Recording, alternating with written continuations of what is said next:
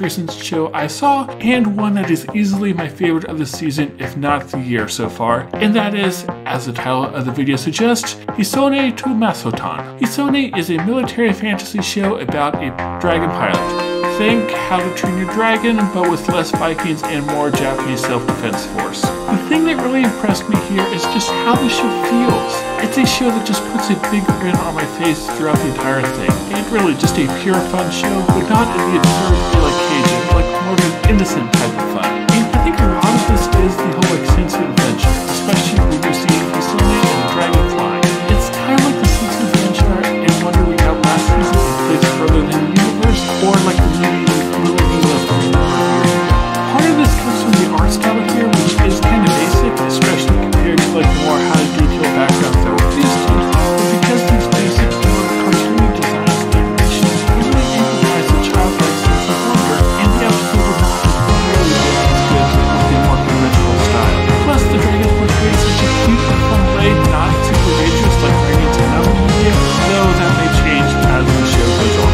I also like how well the episode nailed Hisone as the main character. The fundamental key of any main character is likability, and this is especially true for the first episode, because the first episode has to do this to feel why should I watch more? And the story really isn't going forever. This time for setup, they need to have a character to connect with here.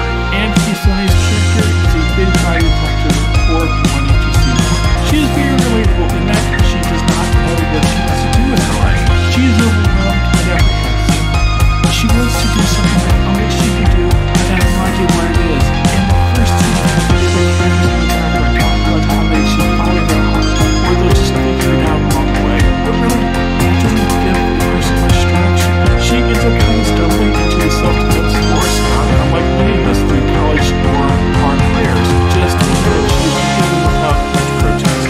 She also wonders about living up to her parents' ideals, again, a struggle that many people share. I also love how she talks. She goes off on all these tangents that says whatever is on her mind, no matter what it is. But she knows this about herself, so tries to stay quiet most of the time. But there are times where she can't help herself, like happens in the episode where she goes off refusing to do the dragon.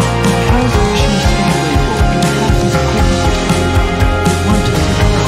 And I hope we do explore her more in the coming episodes, but for now, we got the foundation that we need. I also really like Nao and feel that she could be an interesting rival to Hisone in the coming episodes. Another thing I liked here was the comedy, mainly involving Hisone getting eaten by the dragon 3 times.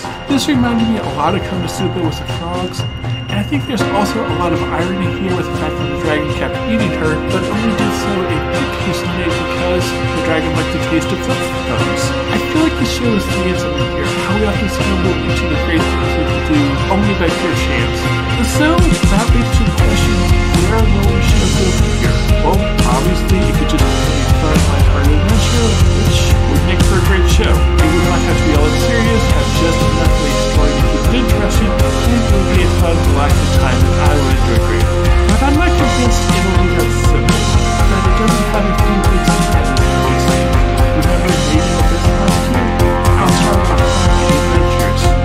And then in case one knows completely not fun, painful, and torture, and yeah. I remember that.